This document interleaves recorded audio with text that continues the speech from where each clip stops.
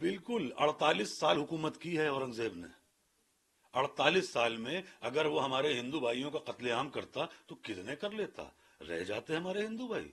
अगर वो खुदा न करे हमारे मंदिर शहीद करता तो क्या हमारे मंदिर बचते 48 साल में? यहाँ 10 साल की हुकूमत नहीं है, कितनी जगह बुलडोजर चल गया। उसे 48 साल का वक्त मिला था। तब ना आप थे ना सोशल मीडिया थी। वो जो चाहता कर लेता, नामो निशान मिट जाता अगर वो इतना आतंकी होता तो।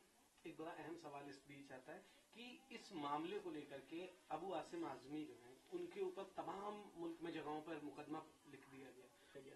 क्या कैसे देखते हैं आप और क्या कहेंगे इसको लेकर, जिस तरह से उन पर कार्रवाई की गई है उनके सिर्फ एक बयान को लेकर? वो एक जैसे कि मैं मुनव्वर राना साहब का बेटा हूँ, तो फुटपाथ पर भी होगी महल की ज़बान में, हम गुफ्तगू करेंगे गज़ल की ज़बान में।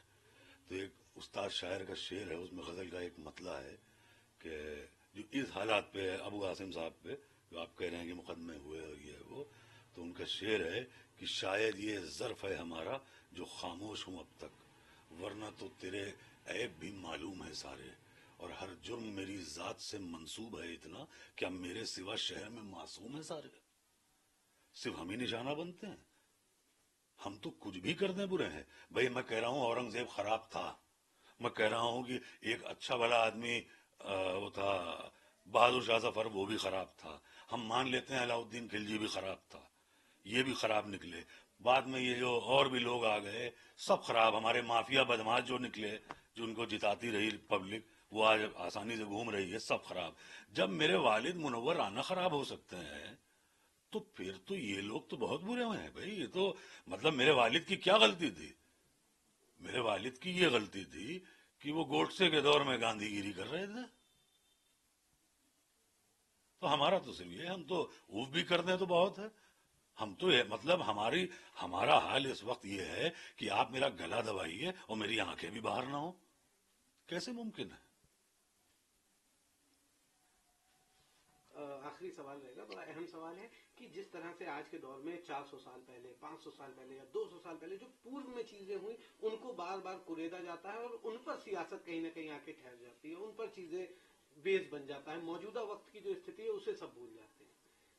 ये देखिए, ये तब होता है जब हमारे पास कोई नई उपलब्धि ना हो। तो जब हमने कुछ नया बड़ा अच्छा कुछ किया होता तो हम ऐसे माजी में नहीं जाते। माजी मतलब पास्ट में। उर्दू की बात आ गई तो अभी से भी हमारे यहाँ कहा गया कि उर्दू जबान खराब है।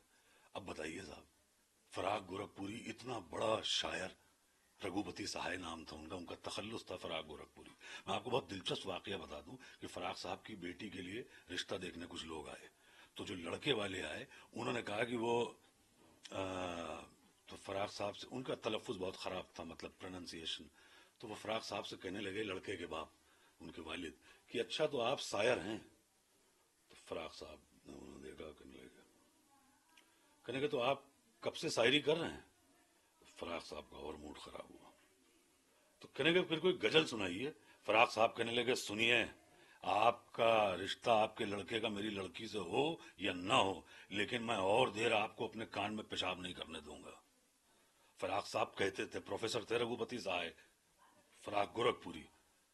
फराग साहब कहते थे कि उर्दू इसलिए पढ़ लो कि अगर कल को अफसर बन जाओ तो अफसर मालूम भी दो। तो ये थी उर्दू जबान। और रही बात ये जो इतिहास और पास्ट, ये देखिए ये दोहरा मापदंड है। मेरा मानना ये है कि आप ये दोहरा मापदंड लेकर नहीं चल सकते।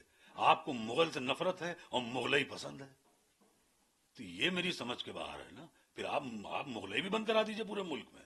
मुगलई से आपको मोहब्बत है, मुगल से नफरत है।